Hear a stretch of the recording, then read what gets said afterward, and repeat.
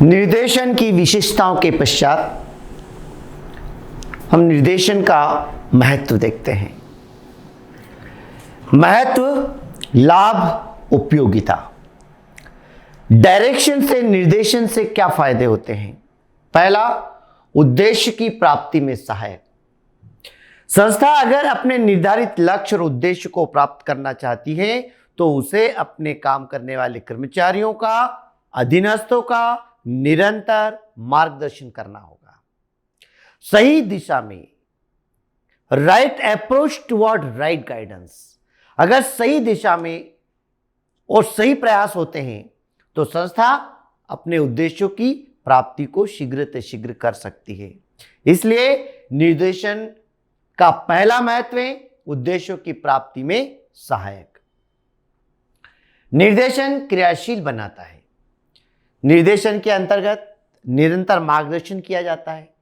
मार्गदर्शन करने से कर्मचारियों को यह बताया जाता है कि काम को कैसे करना है, कैसे नहीं करना है, ताकि कोई कर्मचारी अगर काम नहीं कर रहा है, नहीं कर पा रहा है तो तुरंत उसे निर्देशित किया जाता है, उसे गाइडेंस किया जाता है, उसे ट्रेनिंग दी जाती है और उससे काम करवाया जाता है। तो निर्देशन कर्मचारी को क्रियाशील बनाता है, एक्टिव बनाता है। आप डेली निर्देश दे रहे हैं, डेली सुपरविजन हो रहा है, निरीक्षण हो रहा है, तो निरीक्षण करने से आप इस बात का पता लगा पाएंगे कि कौन काम कर रहा है या नहीं कर पा रहा है। और अगर कोई काम नहीं कर पा रहा है तो उसे तुरंत निर्देश देकर, उसका गाइडेंस करके, उसकी समस्याओं को हल करके उसे क्रियाशील बनाया जाता है। और अभिप्रेरणा का माध्यम। निर्देशन अभिप्रेरणा का सबसे महत्वपूर्ण माध्यम है। अभिप्रेरणा, जिसको मोटिवेशन बोलते हैं, किसी भी व्यक्ति के अंदर काम करने की इच्छा को जागृत करवा देना, यह अभिप्रेरण कहलाता है। मोटिवेट करना। काम में कर्मचारियों का मन नहीं लग रहा है, काम नहीं कर पा रहे हैं, या नए कर्मचारी हैं, मन में डर बैठा हुआ है, तो उसको दूर करने का पूरा प्रयास निर्देशन के माध्यम से किया जाता है। उन्हें अभिप्रेरित किया जाता है और जो निरंतर काम कर रहे होते हैं उन्हें और अच्छा काम करने के लिए प्रेरित किया जाता है। निरंतर उनमें कार्यकुशलता पर जोर दिया जाता है, उन्हें प्रोत्साहन दिया जाता है। तो इस तरीके से संगठन को लाभ होता है और कर्मचारी अभिप्रेरित होते हैं। कर्मचारियों का मार्गदर्शन। निर्देशन का महत्व ही यही है, कर्मचारियों का निरंतर गाइडेंस। इससे कर्मचारी को किसी भी प्रकार की कोई समस्या कभी नहीं आती है, और आती भी है तो वो उसे तुरंत हल कर दी जाती है। कारण, क्योंकि हम निरंतर कर्मचारियों का मार्गदर्शन कर रहे होते हैं। और निर्देशन समन्वय स्थापित करता है। निर्देशन, डायरेक्शन उत्पादन के सभी साधनों के बीच सामंजस्य स्थापित करने का काम निर्देशन करता है। निर्देशन वो प्रभावशाली क्रिया को अपनाता है कि कौन सा कार्य किससे जुड़ा हुआ है, और सभी के बीच तालमेल बिठाना, ताकि किसी एक के काम से दूसरे कार्य की गतिविधि नहीं रुक जाए।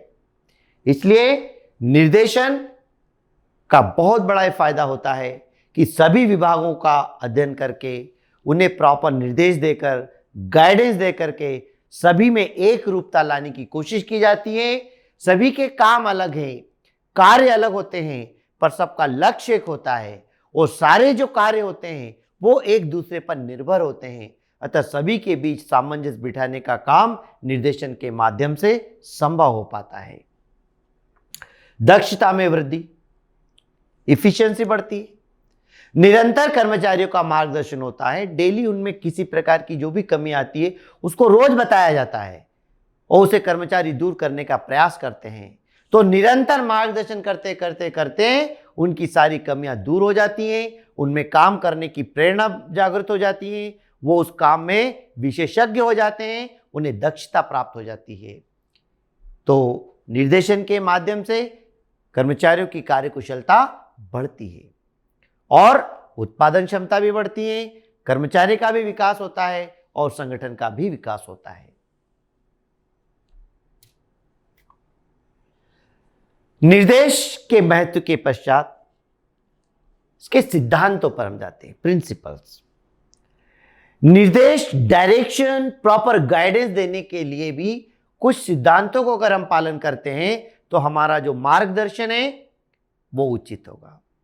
कभी कभी गलत मार्गदर्शन के कारण भी असफलता प्राप्त हो जाती है। काम करने वाले कर रहे हैं लेकिन उन्हें मिसगाइड कर दिया जाता है, या निर्देशन देने वाले व्यक्ति को ही पूरा ज्ञान नहीं हो पाता है, तो परिणाम स्वरूप हमारी योजनाएं असफल हो जाती है। अतः सिद्धांत, सबसे पहला सिद्धांत उद्देश्यों की एकता का सिद्धांत। अधीनस्थों का निर्देशन करते समय प्रबंध का कार्य व्यक्तिगत हितों को संस्था के हितों के साथ एकलय करना होता है, ताकि संस्था के उद्देश्यों की प्राप्ति में कर्मचारी अपना सक्रिय योगदान दे सके। वास्तव में संस्था तथा कर्मचारी के उद्देश्य में एक रूपता होनी चाहिए। एक सफल निर्देशक का कार्य सदैव कर्मचारी के उद्देश्यों के बीच समन्वय स्थापित करने का होता है। संस्था में काम करने वाले जो आपके कर्मचारी हैं, वो ही संस्था के मुख्य सदस्य होते हैं।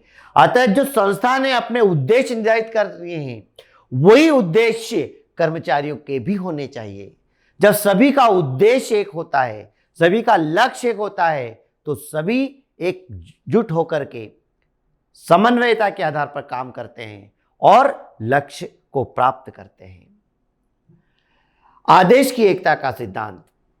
इस सिद्धांत के अनुसार आदेश का एक ही स्रोत होना चाहिए, अर्थात कर्मचारी को एक ही अधिकारी द्वारा आदेश दिया जाना चाहिए। एक से अधिक अधिकारियों से आदेश मिलने से भ्रम और अनुशासनहीनता उत्पन्न होती है। यह कथन सर्वथा सत्य है कि कोई भी व्यक्ति दो अधिकारियों की एक साथ सेवा नहीं कर सकता है, क्योंकि उच्च स्तर के अधिकारी सभी उसके उच्च स्तर पर है, वो किसके आदेश का पालन करेगा। इसलिए हमेशा एक व्यक्ति को एक ही व्यक्ति से आदेश मिलना चाहिए, ताकि वो निश्चिंत होकर उसका पालन करें और वो सेवा को पूरी कर सके। निर्देशन की कुशलता का सिद्धांत। श्रेष्ठ निर्देशन वह है जिसमें कम से कम व्यय करना पड़े, क्योंकि अधिक व्यय उत्पादन लागत को बढ़ाता है। अतः निर्देशन में उचित तकनीक, कुशल दूरदर्शी नेतृत्व, प्रभावी संप्रेषण एवं पर्यवेक्षण की व्यवस्था होनी चाहिए। निर्देशन के लिए जो भी आप प्रणाली अपना रहे हैं, जिस भी साधन के द्वारा आप गाइडेंस कर रहे हैं, तो निर्देशन की प्रणाली खर्चीली नहीं होना चाहिए, लागत कम से कम आना चाहिए। परिणाम स्वरूप इस प्रकार से व्यवस्था की जानी चाहिए ताकि उन्हें उचित प्रकार से संप्रेषित किया जा सके, उनका निरीक्षण किया जा सके, उनको मार्गदर्शन भी हो और अनावश्यक खर्च नहीं आए। प्रत्यक्ष पर्यवेक्षण का सिद्धांत। निर्देशक को चाहिए कि कर्मचारी के कार्यों का प्रत्यक्ष निरीक्षण करके उनके कार्य करते समय संबंधित विभाग में जाकर करना चाहिए। कर्मचारियों पर व्यक्तिगत संपर्क का बहुत अच्छा प्रभाव पड़ता है। इस व्यक्तिगत संपर्क का संस्था के भावी विकास पर अनुकूल प्रभाव पड़ता है, क्योंकि इससे अनुशासन की भावना पनपती है तथा कर्मचारियों का मनोबल ऊंचा उठता है। प्रत्यक्ष का मतलब होता है डायरेक्ट कर्मचारियों से मिलना, प्रत्यक्ष बात करना। जब फेस टू फेस हम मिलते हैं, प्रत्यक्ष रूप से उसकी समस्या सुनते हैं, प्रत्यक्ष रूप से जब उसका मार्गदर्शन करते हैं, तो दोनों में अच्छे वैचारिक संबंध भी बढ़ते हैं, प्रॉपर कम्युनिकेशन हो जाता है और कर्मचारियों का मनोबल बढ़ता है। और प्रत्यक्ष रूप से आप उस कमी को देख सकते हैं और उसका हल भी ढूंढ सकते हैं। जो भी आपका निरीक्षण होना चाहिए वो डायरेक्ट कर्मचारियों से संबंधित होना चाहिए। अनुपरीक्षण का सिद्धांत। निर्देशक द्वारा केवल निर्देशों या आदेशों को दिया जाना ही पर्याप्त नहीं है, अपितु उसे यह भी निरंतर देखते रहना चाहिए कि कार्य दिए गए निर्देश आदेशों के साथ किया जा रहा है या नहीं। यदि आदेशों के पालन में ढील बरती जा रही है तो उसके कारणों का पता लगाकर उन्हें दूर करने का प्रयत्न किया जाता है। मतलब निर्देश के अंतर्गत कर्मचारियों को कैसे काम करना, इसका निर्देश देना, आदेश दिया जाता है। तो केवल आदेश देना ही काफी नहीं, उन आदेशों का पालन भी होना चाहिए। जिस प्रकार से आप निर्देश दे रहे हैं उन निर्देशों के पालन के अनुसार काम होना चाहिए, तभी आपका जो गाइडेंस है वो सफल हो पाएगा।